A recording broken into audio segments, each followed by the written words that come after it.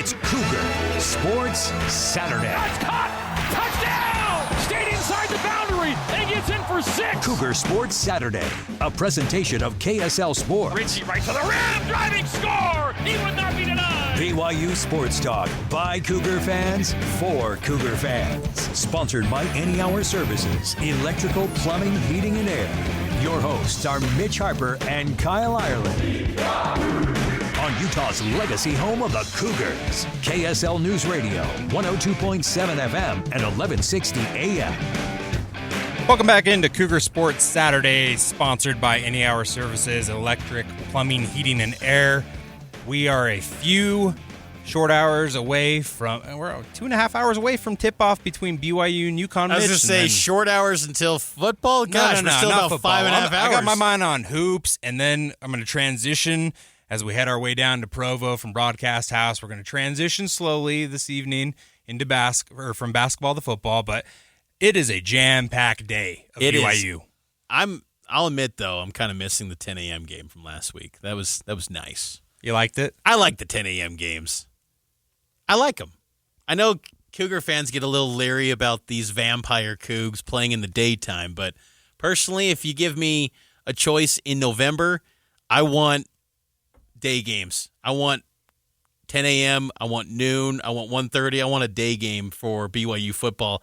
Night games in November, I don't know. I feel like the vibes are just different. It's a lot more cold. It's not as energetic as a September night in Provo. Hey, you're more bundled up. You're not one of the fire knife dancers who's out there without a shirt on and that's a good freezing cold, because I don't know how those guys do it. That's a great poll, because it feels like we've forgotten how exciting home games can be for BYU. It's been a month. The last time they were in Provo was the Utah game, and you bring up the fire knife dancers.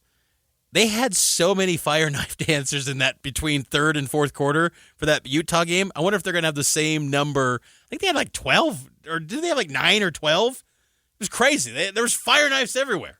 It was fantastic. I'm hyped up to see what the crowd looks like. I just hope that Cougar fans understand it's okay to lose a game in college football. Not all is lost. I kind of just get this sense that Cougar fans feel like independence traumatized this fan base, Mitch. It's one loss. Like, sure, you're not as good as the sixth place team. Okay, fine. But you know what? People are just shocked right now. They're shell-shocked because they don't want to go to Shreveport, Louisiana for the Well, they're not going to have that. I feel very good about that. BYU's going to at least have one more win this regular season. They're going to beat UCF. UCF's terrible. Like, Texas Tech's beating them 21-0 right now, and BYU will absolutely crush UCF. There's no doubt in my mind there. So you're going to have at least 9 wins. It just comes down to these 2 games if you want to have a really special season and have a chance to go to the playoff. But I don't know. This whole week it feels like Cougar fans are just kind of holding back their excitement because they're fearful after what they saw last week. Like, folks, TCU is nowhere near as good as Texas Tech.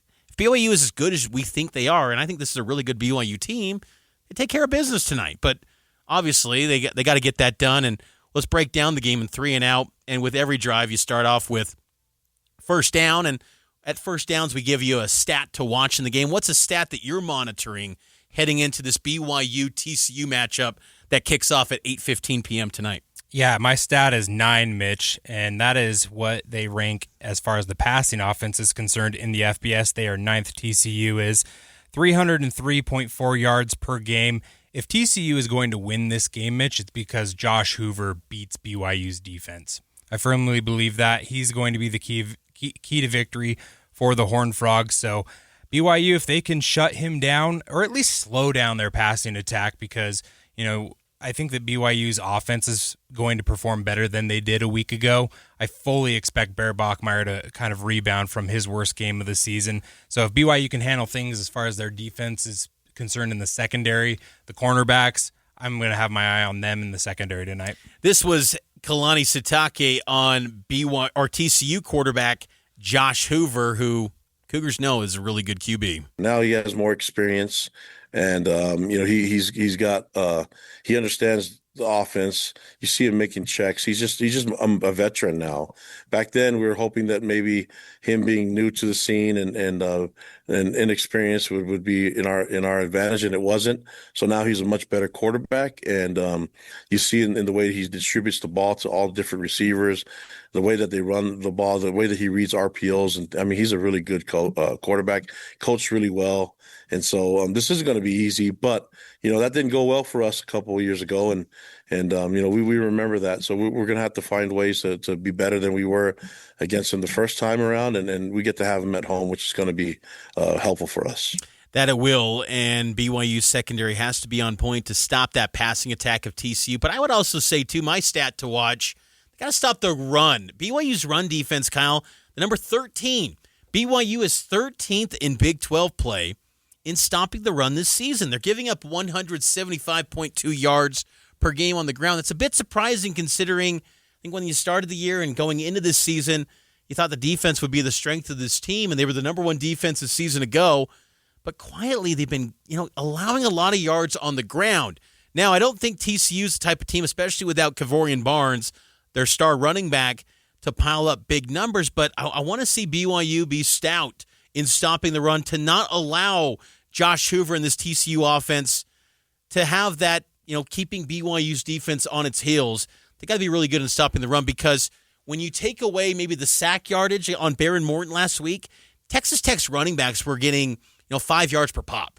They've got to be better stopping the run this week. So BYU's run defense, 13th in the Big 12. Hard to believe, but that's where they're at entering this game. Second down, we look at players to watch in the matchup.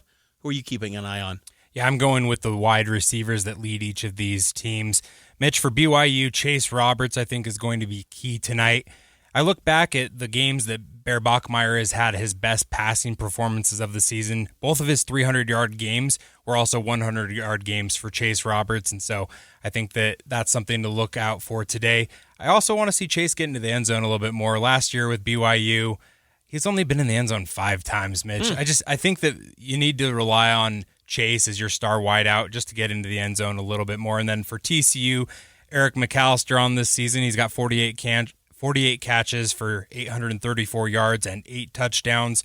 Obviously, their number one target there is a wideout, and so Josh Hoover is going to be looking his way tonight. Keep an eye out, too, with McAllister, 17.4 yards per catch. Big play receiver is McAllister in TCU's passing attack. The players to watch for me, LJ Martin. And I think the nuance there with LJ, how many touches does he get?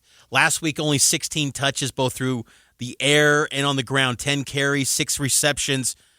Does LJ get 25 to 30 touches? That's what he needs if BYU is going to be that playoff team. We need to see from LJ, the LJ of old, show up tonight against TCU. And then on the TCU side, I'd say safety Bud Clark, their star senior, 4 interceptions this year. He is a playmaker on the back end of that TCU defense. He's been a mainstay at TCU for what feels like forever. Bud Clark is one to watch, number 21 for TCU on the back end of that defense. In third down, give you some bold predictions. I'll start things off here. I'm going to say, Kyle, that BYU's offense puts up at least 200 yards on the ground and 200 yards through the air. Balanced attack. BYU wants to get back to its identity. I'm going to go bold and say they get back to that, and it's a balanced attack for the Cougars tonight against TCU. If they do that, Mitch, it's because Bear Bachmeier was able to run the ball effectively tonight, because I don't believe in the running back room behind LJ Martin yet. We just haven't seen it, and so with LJ's health in question, that is a concern for me. For me, Mitch, my bold prediction is BYU is going to do something that Josh Hoover hasn't experienced this season, and that is BYU is going to pick him off 3 times tonight. He only has 8 interceptions this season, but every game that he's had multiple picks, it's only been limited to 2. I think BYU picks him off 3 times tonight. You saw what they did to Rocco Becht a few weeks ago. He had never done that as well, and then they picked him off 3 times in that game, and that was big in BYU being able to come back and beat the Cyclones. And then that's a noteworthy number, too, because if they get to that 3 turnover mark for TCU 0-3 in games where they have 3 or more turnovers in games. So that would be huge if BYU's defense could come up with those picks. Let's take our final timeout. That was 3 and out for BYU versus TCU edition. Coming up next, we'll give you score predictions for both BYU basketball versus UConn and this BYU football team against the TCU Horned Frogs. Kyle Ireland, Mitch Harper, live here on this Saturday, November 15th, getting you ready for BYU game day action here on Cougar Sports Saturday, and it's powered by KSL Sports.